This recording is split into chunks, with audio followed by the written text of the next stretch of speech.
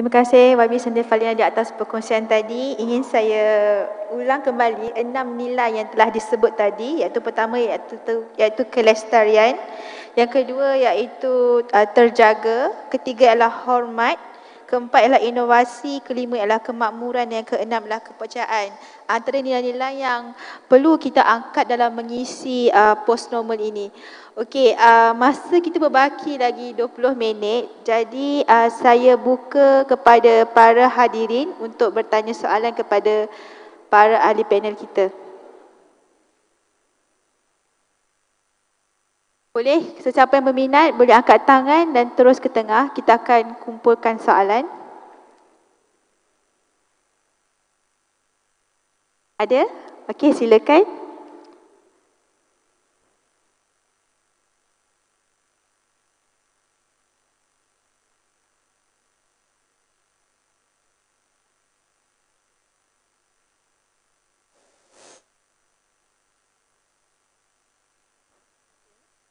Ada soalan ke?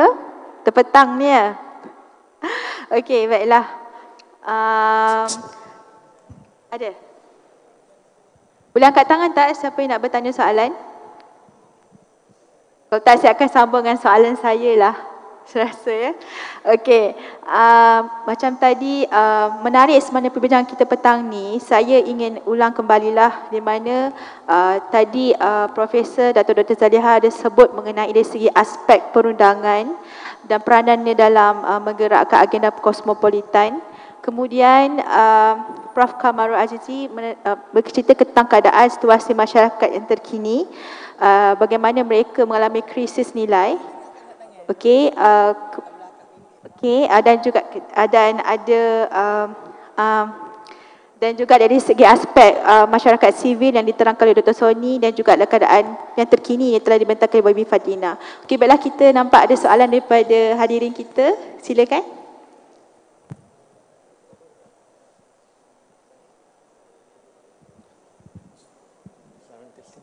Assalamualaikum warahmatullahi wabarakatuh. Saya Muhammad Hakim Ishaq daripada ABIM Perlis. Saya ada ingin nak tanyakan tentang pengalaman lah, terutama kepada Dr. Sony berkaitan dengan penglibatan Muhammadiyah terutama dalam politik. Sebab strategi yang sama dimainkan, yang digunakan oleh ABIM terutamanya, tapi benda tu menjadi satu yang memakan diri. Sebab saya difahamkan kalau pilihan raya di Indonesia ini, kita ada beberapa parti sebenarnya dibelakangi oleh NGO-NGO yang sebenarnya lebih tinggi daripada parti tersebut. Jadi nak minta sedikit perkongsian lah ataupun pengalaman dari sudut tersebut. Terima kasih, Dr. Terima kasih Saudara Ishaq daripada ABIM Perlis. Ada lagi soalan daripada hadirin? Ya, okey, silakan.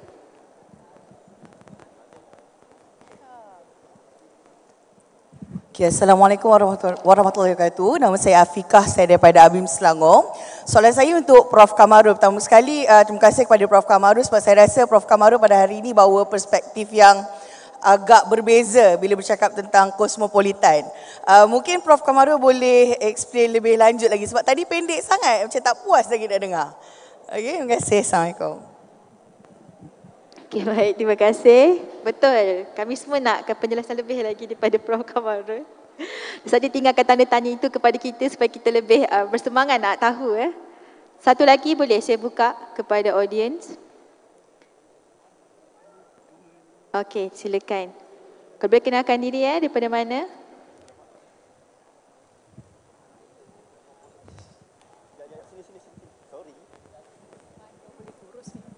Bismillahirrahmanirrahim. Assalamualaikum warahmatullahi wabarakatuh. Nama saya Nur Atika. Saya daripada ABIM Wilayah. Soalan ni agak bersifat general. Bila disebut perkataan kosmopolitan, saya tak nafikan. Mungkin dari dalam kalangan kita dah familiar. Tapi mungkin bagaimana rakyat di luar sana ingin memahamkan kosmopolitan dalam bahasa rakyat. Bahasa yang mudah untuk difahami, dan kami sebagai pendakwah untuk bagaimana kami boleh mengolah ayat yang mudah difahami oleh mad'u kami di luar sana. Sekian, terima kasih. Okey, terima kasih Saudara Atika. Saya kira saya tutuplah soalan daripada para hadirin. Ada lagi seorang? Okey, tak apa, sila. Silakan. Bismillahirrahmanirrahim. Assalamualaikum warahmatullahi wabarakatuh. Saya Muhammad Fauzi bin Fadil. Ada gambar pula. Soalan saya mudah saja berkenaan dengan kosmopolitan ni. Saya sangat-sangat tertarik dengan idea kosmopolitan ni sebab dia dah dibuktikan melalui sejarah. Kita ada sejarah Uthmaniyah, kita ada sejarah Empayar Dunia pun. Setiap sejarah yang melibatkan dengan kosmopolitan ni ada tunjangnya. Dan kita nak bincang kosmopolitan dalam era sekarang. Okey, mungkin ahli-ahli akademik ataupun Prof lah sesuai jawab soalan ni kan. Di mana kita nak cari tunjangnya? Siapa tunjangnya? Adakah kita nak berkiblatkan Indonesia yang sedang bangkit sekarang ataupun kita nak berkiblatkan Turki? Kerana roots kita, sosiologi kita sebagai individu Islam dan negara Islam. Terima kasih. Okey, baik, terima kasih. Saya kira saya jemput dululah saudara Sony untuk menjawab soalan yang pertama tadi berkaitan tentang aspek politik. Very direct question. Thank you. Terima kasih Ibu Pengerusi. Soalannya yang memang selalu berbangkit ya. Hubungan antara Muhammadiyah dan politik dan bagaimana menyikapinya. Namun sebelumnya perlu kita fahami makna politik yang sebetulnya pelbagai. Kalau dianggap politik itu sebagai sebuah siasat kehidupan, maka itu menjadi sebuah kewajiban. Dan Muhammadiyah tidak mengabaikan pentingnya politik ya, dalam rangka mencapai tujuan Muhammadiyah, yaitu mewujudkan masyarakat Islam sebenar-benarnya. Nah, jadi politik dalam bentuk idea itu politik luhur kalau dalam istilah para pimpinan kami, politik adiluhung atau politik luhur, yaitu politik yang berusaha menyampaikan idea kepada masyarakat dengan cara dakwah, cara terbaik ya. Adapun kalau politik dalam arti sempit, yaitu politik parti, politik praktis istilahnya. Nah, Muhammadiyah sejak dari awal sekali cukup konsisten untuk tidak bergabung dengan mana-mana parti politik, baik secara langsung ataupun tidak langsung. Memang pernah dalam satu kesempatan dianggap menjadi bagian dari Masyumi. Itu betul secara kultural atau cultural. Hampir semua saat itu orang Muhammadiyah mendukung Masyumi, tapi tidak membawa nama Muhammadiyah sebagai bagian dari Masyumi. Ya, jadi tidak lama setelah perdebatan itu diputuskan untuk tidak membawa bendera Muhammadiyah. Dan itulah yang berlaku sampai sekarang. Meskipun ramai tokoh-tokoh politik yang datang dari Muhammadiyah dan mencoba memberikan tawaran untuk Muhammadiyah, which we are happy to take.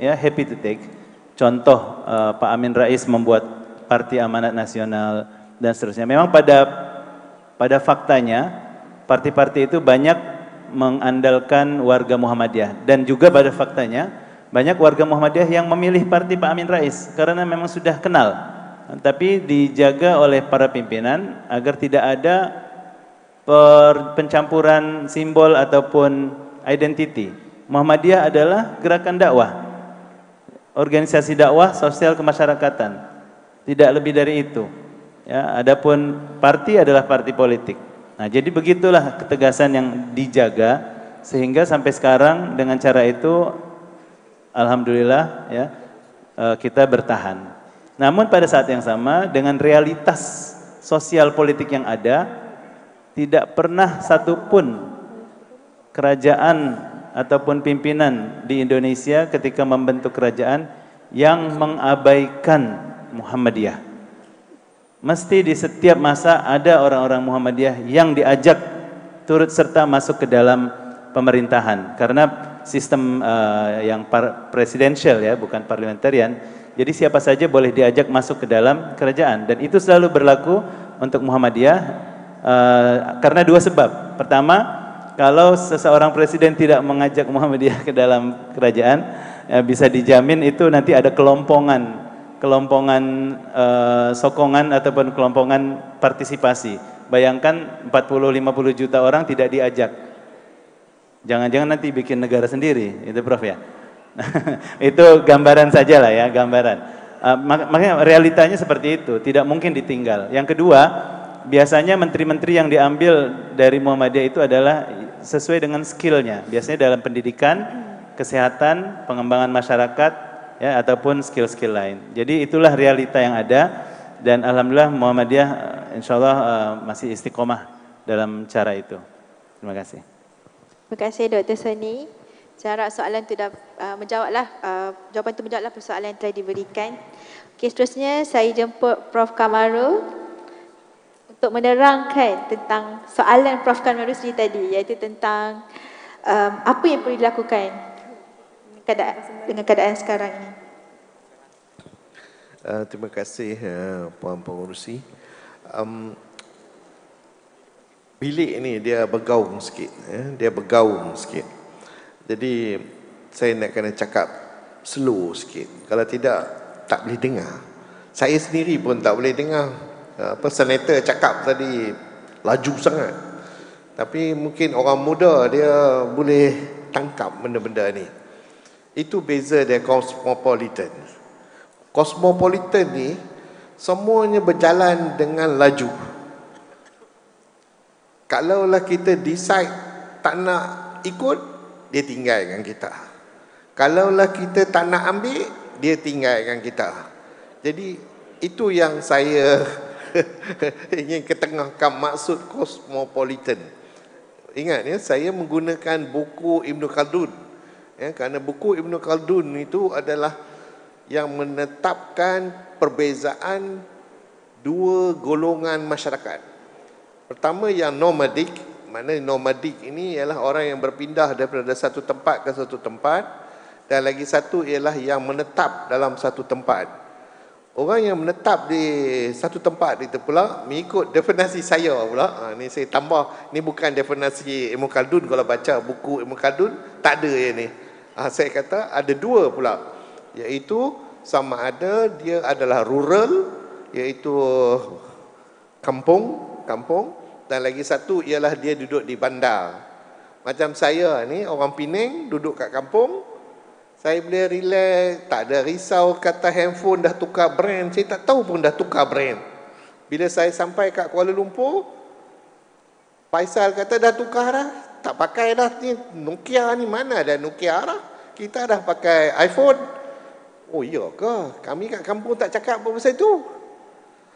Banyak lagi, bukan itu saja sebagai contoh. Jadi bermakna orang bandar ni ataupun cosmopolitan, istilah yang digunakan sebagaimana Datuk Zaleha telah mention tadi. Dia datang dari perkataan kosmo. Kosmo tu maksudnya, kalau dalam bidang fizik saya, kosmo tu maksudnya angkasa ni sampai ke atas. Maknanya apa saja dalam dunia ni akan beri kesan kepada kita. Sama ada bintang tu jatuh atas kepala kita ke, dia tak jatuh ke, tapi kena juga kepada orang luar bandar. Tapi orang bandar dia tak sedar. Orang bandar ni semua sedar, semua kena. Oh dah tukar kereta ke? Masih pakai Proton Saga. Oh, Proton Saga tak keluar dah. Sekarang dah keluar apa ke? Proton 70 ke 50 ke. Jadi nampak, itu yang dimaksudkan. Semua perubahan yang berlaku dengan cepat. Jadi kalau kita lah nak berdakwah kepada orang-orang yang macam ini, kita kena faham dia punya pemikiran dia melihat semua benda berubah dengan cepat. Sampai to the point dia kata, sebagai the point ni contoh aja. Sebagai the point dia kata, Quran ni tak ada tafsir lain ke? Duk dengar Bukhari pula.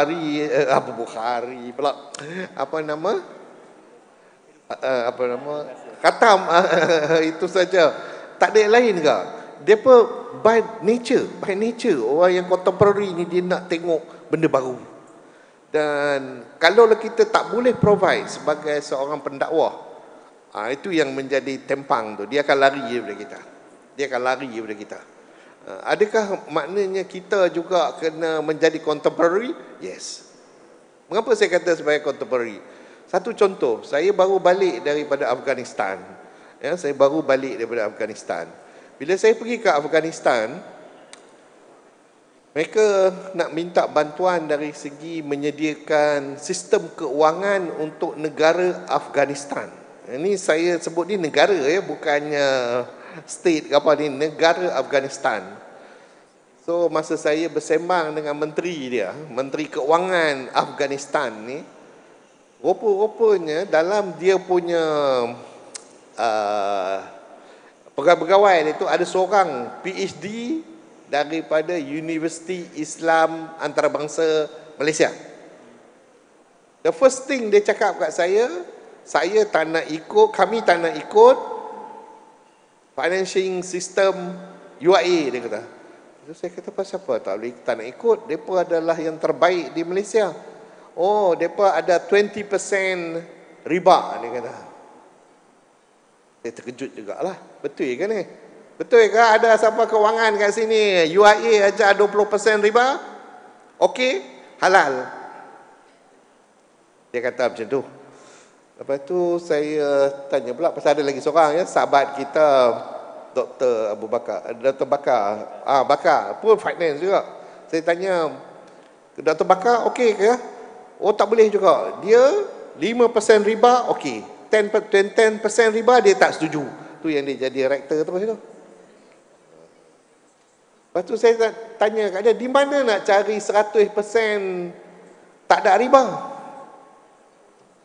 Tak ada negara kat dunia ni. So sekarang saya tengah pening nak mencari pakar dalam bidang ni, nak bagi advice dekat Afghanistan. Mujurlah kerajaan Malaysia tak decide 100% tak ada riba. Tahu tak apa yang saya maksudkan dengan 100% tak ada riba ni? Just bagi contoh. Ni contoh ya. Saya bagi dekat sebagai contoh dekat sahabat Muhammadiyah saya ini RM1. Berapa you akan bagi balik kat saya dalam rupiah? 1 juta. 3,500 rupiah. Dia kata dia akan bagi balik. Itu adalah riba. Itu adalah riba. Dia kena bagi balik kat saya 1 rupiah juga. Mengapa? Kerana duit saya bagi duit, dia kena bagi duit yang sama walaupun nama dia rupiah, tetapi dari segi hukum fiqh muamalat, gold dengan gold, silver dengan silver, duit dengan duit, walaupun gold dalam bahasa Melayunya ialah emas, tetapi bila saya bagi emas kat you kena bagi balik saya emas juga. Nampak tak? Jadi ini adalah ilmu yang duk berjalan sekarang ni, yang kita kena kejar. Berapa ramai yang ulama-ulama kita yang tahu mengenai Bitcoins, halal ke tak halal? Itu yang kena ada, macam apa yang Profesor Tajuddin tadi, siapa? Profesor Tajuddin kata, kita perlu ada orang-orang yang boleh menyelesaikan masalah ini. Adakah kita tak nak buat Bitcoin?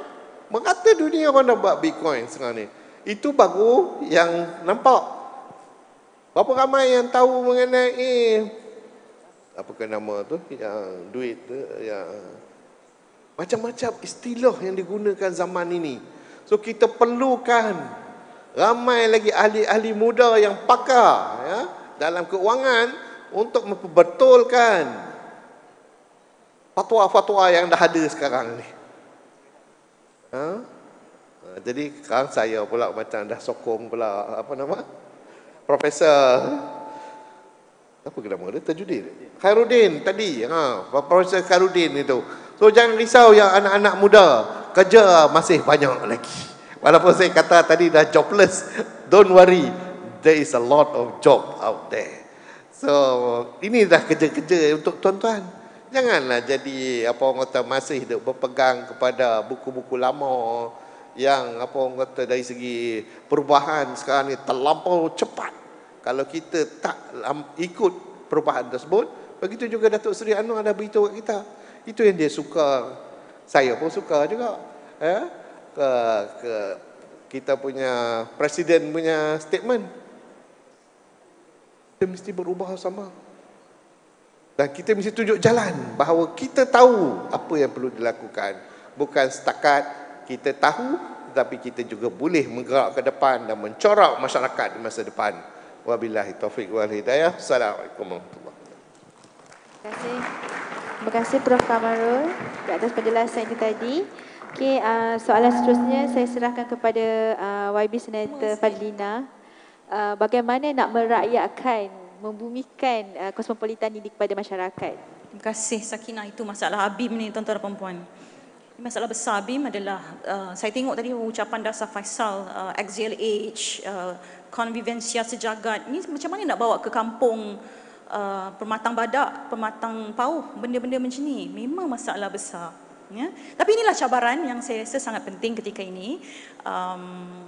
Adalah untuk tidak hanya merujuk kepada perkataan itu, tetapi penonjolan nilai-nilai itu sangat penting. Mana-mana rakyat ketika ini, kalau ada pemimpin yang datang dan menonjolkan ciri-ciri values, ya, integriti, tolak rasuah, kemudian bercakap tentang adab, bercakap tentang dan memberikan jaminan we will take care of you, nilai-nilai itu yang ditonjolkan itu sudah cukup kosmopolitan untuk semua rakyat. Cabaran kita hari ini tuan-tuan dan puan adalah bagaimana kita nak menembus masuk dan menjadikan kosmopolitan itu betul-betul hidup dalam masyarakat khususnya di Malaysia. Saya bagi contoh, Pulau Pinang sangat mudah untuk kita laksana dan menterjemahkan kosmopolitan itu kerana keunggulan nilai-nilai itu sudah ada. Cuma bagaimana kita nak sharpen the values, sharpen the leadership dan sharpen the icon. Ya, itu sangat penting untuk penonjolan ikon kosmopolitan di Pulau Pinang. Saya juga nak sentuh sedikit barangkali bagaimana sebenarnya kita sudah pun bergerak dalam kerangka. Prof sebut tentang merujuk pada Ibn Khaldun. Saya ingat Ibn Khaldun tadi, Prof, betul Ibn Khaldun tadi. Saya ingat banyak sudah naratif-naratif yang telah pun dikongsi daripada pagi dan tulisan-tulisan. Tapi sebenarnya yang kita nak kerjakan pada hari ini adalah rangka kosmopolitan itu. Kita sudah pun ada rangka itu, sedang bekerja dalam kosmopolitan itu, tetapi bagaimana kita nak consolidate semua rangka-rangka tersebut dalam konteks skrip tadi. Jadi ini juga satu cabaran sebenarnya untuk kami dan juga khususnya untuk kita bekerja dalam masyarakat yang kosmopolitan. Saya sangat suka apabila IOA di Pulau Pinang di Lebuh Aceh. Saya sangat suka konsep IOA di tengah Lebuh Aceh itu. Kalau tuan-tuan dan puan-puan pergi ke Pulau Pinang, menyaksikan kosmopolitan, menyaksikan proses moden, menyaksikan dasar-dasar bandar urban tapi mesra kanak-kanak, mesra warga emas, mesra wanita di Pulau Pinang, kita tak akan terfikir kita ada satu lagi ciri kosmopolitan di tengah-tengah Lebuh Aceh itu, iaitu IOA. Dan ini mesti dikekalkan. Ya. Saya sempat ikut beberapa program bersama adik-adik pembimbing di Pulau Pinang. Tak maaf adik-adik yang lain sebab pembimbing je jemput Kak Fad, adik-adik lain tak jemput. Jadi maknanya nak tunjuknya bahawa kita ada produk yang boleh kita tonjolkan sebagai berdiri dan melaksanakan proses kosmopolitan itu. Tapi kena bagi sokongan program ini supaya survive. Dan latihan-latihan selepas ini, kalau makcik di Masjid Negara boleh cakap 7 bahasa, pembimbing kena cakap 12 bahasa. Tak boleh biar dia setakat itu sahaja. Mesti ada kosmopolitan dalam konteks bahasa dan juga bagaimana memperkaya konteks-konteks dakwah, street dakwah yang saya rasa sangat popular ketika ini di Lebuh Aceh tersebut. Sekian. Assalamualaikum warahmatullahi wabarakatuh. Kembali pada Sakinah. Terima kasih YB Senator Fadlina Siddiq. Prof. Dr. Zaliha masih ada di talian ke?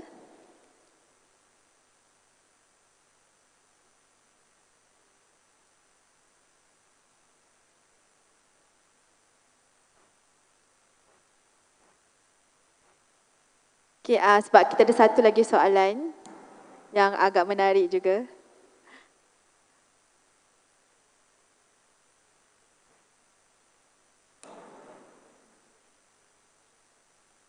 Selepas mengingatkan macam ABIM tidak boleh bagi laut juru bicara Tapi ABIM sekarang perlu memperkasakan masyarakat supaya mereka dapat membantu diri mereka sendiri. Ya, kita tidak boleh merasakan kita ni pandai semua. Masyarakat pun rasa dia boleh buat ini masa depan dia. Contohnya, sebagai contoh, kita nak membantu Palestin, kan? Negara dia supaya keluar daripada cengkaman Yahudi, kan? Kita tak boleh buat segala-galanya untuk mereka. Menyediakan kemudahan pendidikan di Malaysia contohnya, supaya mereka dapat membina negara mereka sendiri. Bukan kita membina negara dia. Dia membina negara dia sendiri. Sama juga memberi tempat kepada orang-orang Rohingya untuk belajar, untuk keluar dari kepompong kesukaran yang mereka hadapi sekarang. Sama juga di Syria, sama juga di tempat-tempat yang bergolak, ya. Jadi kita membantu mereka menggunakan pendidikan supaya mereka memperkasakan diri mereka sendiri. Dalam konteks ABIM dan kosmopolitannya, YB Fadlina telah membangkitkan isu bahawa itu adalah masalah ABIM, ya. Bercakap perkara yang tinggi-tinggi lah, mestilah guna tinggi-tinggi, ya, untuk orang-orang kampung. Tak faham pun kosmopolitan tu apa. Dulu saya ingat guna istilah madani, masyarakat madani, itu lebih mudah. Tapi naik sekarang ni kosmopolitan, saya rasa Tuan Faisal pun mesti ada sebab dia menggunakan kosmopolitan. Tetapi itu tidak bermakna kita turun kepada pemikiran masyarakat. Apa yang kita nak ialah kita bertemu di tengah-tengah. Masyarakat memahami apa yang hendak disampaikan, dan orang yang menyampaikan itu pun faham yang masyarakat itu perlu faham apa yang mereka hendak bawa. Jadi sebab itulah ABIM perlu menjadi peneraju, istilah peneraju atau pemacu kepada segala masalah yang ada sekarang dalam era pasca normal ni, pasca normal. Tapi bagi masyarakat nak memahami apa dia era pasca normal ni, kita perlu ada lebih banyak advokasi. Tapi kita tidak ada masa yang cukup untuk menerangkan bahawa pasca normal ini memerlukan, seperti yang Prof. Kamal Azizi kata, memerlukan tindakan yang cepat, yang pantas. Tapi dan idea-idea ni bukan untuk orang lama lah. Orang lama tu tak boleh nak kata apa lah, tak boleh nak buat apa dah.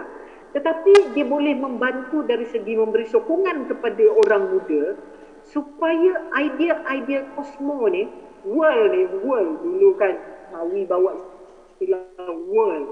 Mungkin orang lebih faham world daripada kosmo, daripada bahasa Greek yang bermakna world juga. Membawa nilai-nilai sejagat. Dia orang pun sejagat pun tak faham, ini kan pula nak cerita pasal nilai-nilai kosmo. Jadi sebab itu di dalam penerangan saya tadi, bila kita kata ada sekumpulan intelektual yang boleh menterjemahkan idea-idea intelektual ni kepada sesuatu yang lebih mudah difahami. Tak perlu guna kalau kumpulan intelektual sarjana ni hendak menggunakan bahasa-bahasa yang mereka faham, tak apa. Tetapi apabila nak dibawa ke bawah, itu perlu dibawa dalam idea yang kita buat kajian, sama ada idea ni dapat diterima atau tidak. Kalau ahli-ahli ABIM sama ada di wilayah ke, di Selangor ke, di Pulau Pinang pun sendiri tak faham, saya ingat Tuan Faisal kena duduk balik semula, bincang dari segi pelaksanaan seperti yang dinyatakan oleh YB Fadlina. Dari segi pelaksanaan ni macam mana? Saya ingat itu dari dulu pun masalah saya kata cabaran yang dihadapi oleh ABIM, iaitu perlu membumikan idea-idea itu supaya dapat difahami oleh pendakwah-pendakwah yang orang panggil street dakwah. Buat street dakwah sebab sekarang ni era street dakwah, tak ada daerah menggunakan retorika politik atau menggunakan retorika bahasa yang tidak difahami. Itu pandangan saya Puan Pengerusi berkata bahawa sekumpulan sarjana perlu berhenti membincangkan tentang perkara-perkara yang penting dan mereka merupakan peneraju. Tetapi perlu satu pasukan pula untuk menterjemahkan ide-ide intelek ini kepada perkara yang lebih praktikal. On the ground, itu yang kata istilah membumikan inisiatif-inisiatif kosmo Islam itu sendiri. Terima kasih. Terima kasih Prof. Zaliha di atas peringatan dan nasihat itu. Itu antara cabaran yang perlu ABIM gerakkan selepas ini. Okey, baiklah, dengan ini saya jemput staf ahli panel untuk memberikan 1 minit rumusan. Saya mulakan dengan Prof. Kamarul dulu.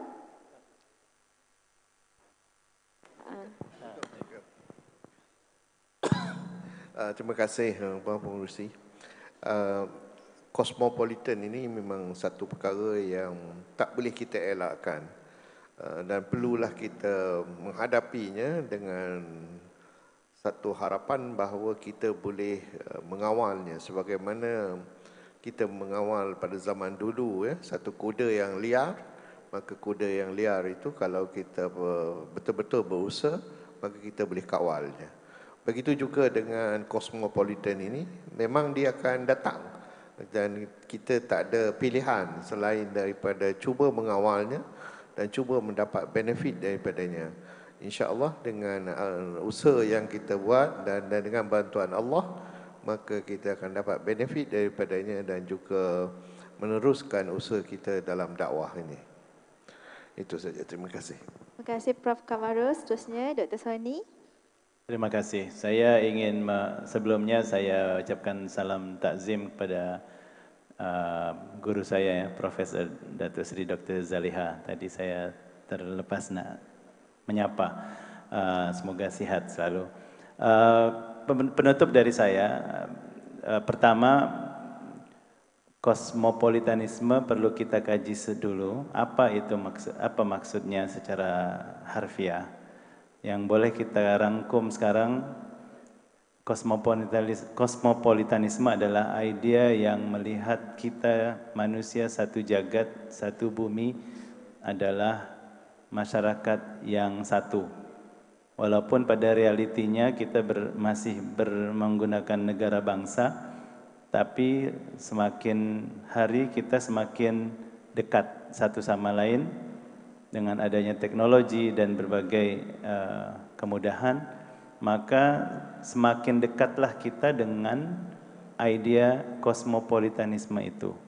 Namun pada masa yang sama, sebagai seorang Muslim, sesungguhnya idea ini tidaklah sesuatu yang baru, karena kita dihadirkan sebagai hamba Allah yang tidak membedakan suku bangsa kecuali dengan satu kriteria, yaitu takwa pada Allah.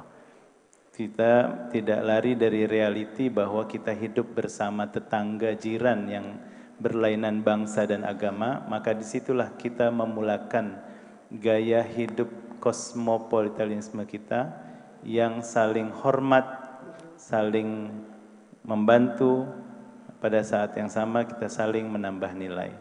Namun pada area bidang akidah, itu adalah hal yang tidak bisa kita tawar lagi. Jadi disitulah ada titik temu antara idea kosmopolitanisme yang dibawa ke belakangan oleh ilmuwan barat dengan idea Islam sebagai rahmatan lil alamin.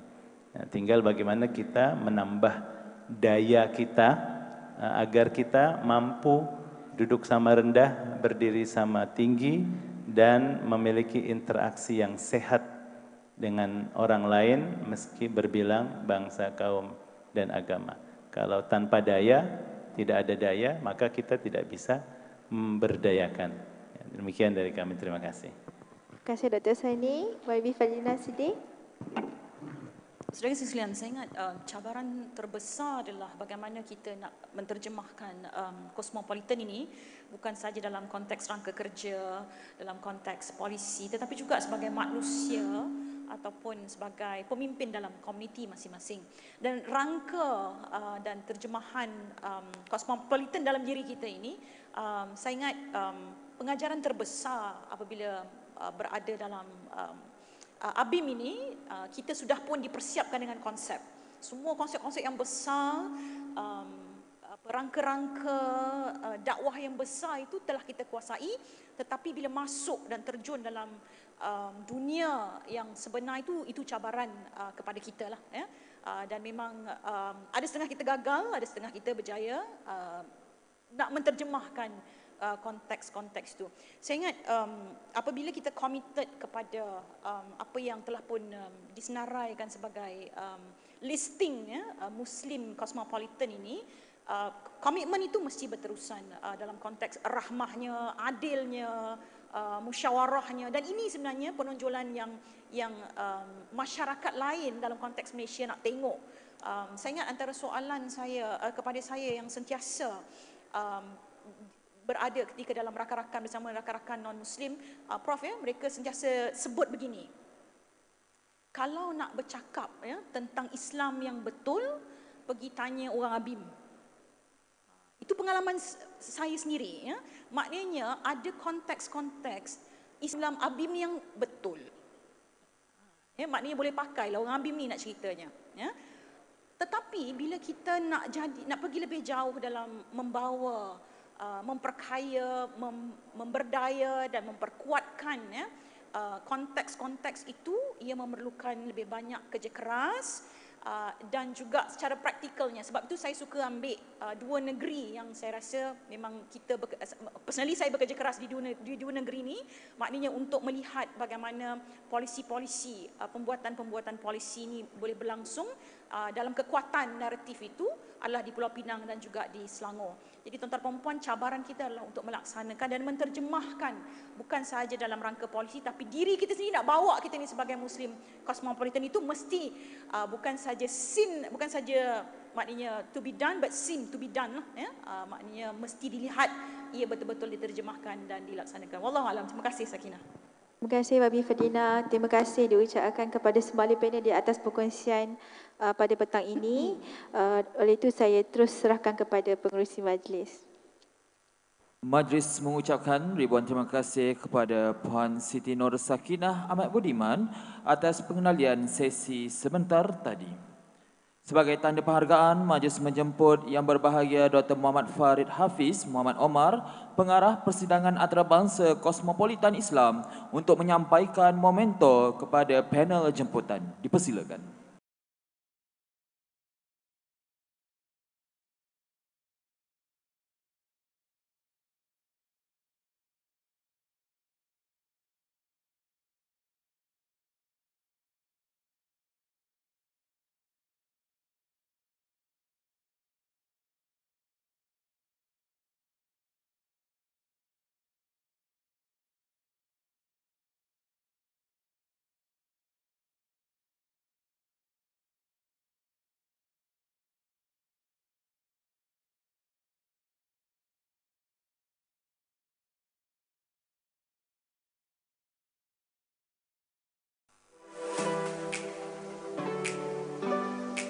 Dan yang terakhir, YB Senator Puan Fadiliana Siddiq.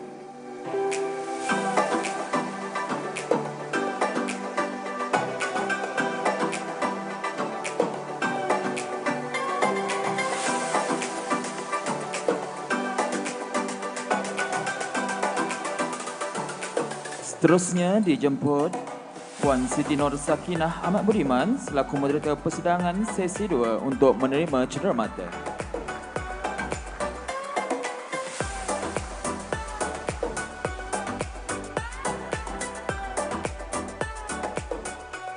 Baiklah, kita teruskan dengan sesi fotografi ahli panel dan juga moderator.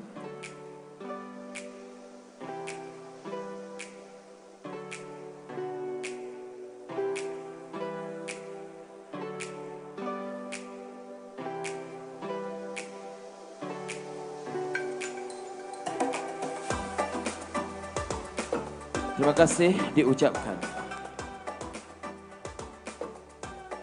Sidang hadirin yang dihormati sekalian, majlis diteruskan lagi dengan menjemput yang berbahagia Dr. Muhammad Farid Hafiz Muhammad Omar, pengarah persidangan antarabangsa Kosmopolitan Islam untuk membacakan kesepakatan resolusi persidangan antarabangsa Kosmopolitan Islam. Dipersilakan.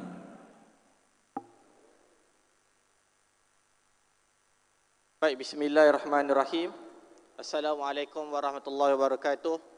Yang saya muliakan Tuan Presiden, Muktamirin dan Muktamirat dan seluruh hadirin hadirat yang berada dalam dewan ini. InsyaAllah saya tak ambil masa lama, dalam tempoh lebih kurang 3 minit untuk membacakan kesepakatan resolusi yang kita untuk mendapatkan kesepakatan resolusi yang akan dibacakan hasil daripada persidangan antarabangsa Kosmopolitan Islam yang telah kita anjurkan pada hari ini, insya-Allah.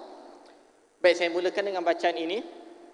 Bersempena dengan Muktamar Sanawi kali ke-51 Angkatan Belia Islam Malaysia ABIM, maka persidangan antarabangsa Kosmopolitan Islam yang berlangsung pada 17 September 2022 bertempat di Bangi Avenue Convention Center BACC, Kajang, Selangor, menggariskan butir-butir resolusi seperti berikut. Yang pertama, bertekad dan konsisten melakukan sumbangsaran dalam proses menyemak semula agenda gerakan Islam dalam era pasca normal dan pasca kebenaran. Kedua, bertekad mengarusberdanakan wacana Kosmopolitan Islam sebagai wawasan baharu gerakan Islam global yang merentasi disiplin ilmu perundangan, teknologi, sosiopolitik dan ekonomi. Ketiga, komited memandu saranan-saranan mutakhir yang membangun agenda umat Islam dan global bagi mendepani cabaran kehadapan dengan pemberdayaan masyarakat secara inklusif. Yang keempat, bersedia menghubung jalinkan rangkaian gerakan Islam dan tokoh-tokoh ilmuwan global dalam menyusun atur rencana dan agenda pembangunan ketamadunan umat global secara berstrategi dan boleh dicapai. Dan yang terakhir, kelima, ABIM akan memimpin dan menggembeling untuk mengangkat kompas moral masyarakat, berteraskan agenda reformasi, berprinsipkan makarimul akhlak. Maka oleh yang demikian, mewakili Jawatan Kuasa Kerja Persidangan dan Ahli Jawatan Kuasa Kerja Pusat AJKP ABIM, memohon kesepakatan warga persidangan sekalian. Sekian membentangkan. Terima kasih. Assalamualaikum warahmatullahi wabarakatuh. Jutaan terima kasih diucapkan kepada Yang Berbahagia Dr. Muhammad Farid Hafiz Muhammad Omar, pengarah persidangan antarabangsa Kosmopolitan Islam atas penyampaian resolusi persidangan sebentar tadi. Pohon berangan tempat bertemu, girangnya rasa si anak dara. Pulangnya Tuan membawa ilmu, binalah bangsa, bangunkan negara. Dengan ini, maka selesailah sudah persidangan antarabangsa Kosmopolitan Islam mengilham kebangkitan, meneroka masa depan. Sempena Muktamar Sanawi kali ke-51 ABIM pada hari ini. Sebelum itu, kita ada 3 pengumuman. Yang pertama, pengumuman berkenaan makan malam pada malam ini. Berikut adalah aturan untuk acara kita pada malam ini, iaitu makan malam kemanusiaan 1 dekad Malaysia for Syria bersempena Muktamar Sanawi ke-51 ABIM. Pakaian adalah baju batik ataupun baju yang kemas dan sesuai. Bertempat di ballroom 2 dan 3 BACC. Masa mula untuk masuk ke Dewan ialah pada jam 7.45 malam. Makluman juga, meja makan pada malam ini adalah terhad dalam menampung delegasi muktamar dan tetamu. Justeru, anak-anak yang berusia 6 tahun ke atas diminta untuk dihantar ke nursery. Makanan disediakan. Mohon didaftarkan awal untuk persediaan makanan anak-anak. Jika membawa anak kecil ke sesi makan malam, maka mestilah dipangku dan tidak mengambil tempat duduk yang lain. InsyaAllah, mohon siap siaga semua. Yang kedua, sebelum keluar Dewan, pastikan semua barang tidak ditinggalkan di dalam Dewan ini untuk proses menyiapkan makan malam pada malam ini. Dan yang ketiga, mohon kerjasama daripada semua hadirin untuk tolong membantu menyusun kerusi dan meja bagi proses makan malam pada malam ini. Kami mewakili jawatankuasa persidangan mengucapkan jutaan terima kasih atas kehadiran tuan-tuan dan puan-puan ke persidangan ini. Semoga persidangan ini sedikit sebanyak memberi manfaat kepada semua untuk membangunkan negara Malaysia yang harmoni dan sejahtera. Akhir kalam, kami memohon maaf andai terdapat sebarang kekhilafan sepanjang mengendalikan majlis ini. Kami sudahi majlis dengan lafaz wabillahi taufiq wa hidayah. Wassalamualaikum warahmatullahi wabarakatuh.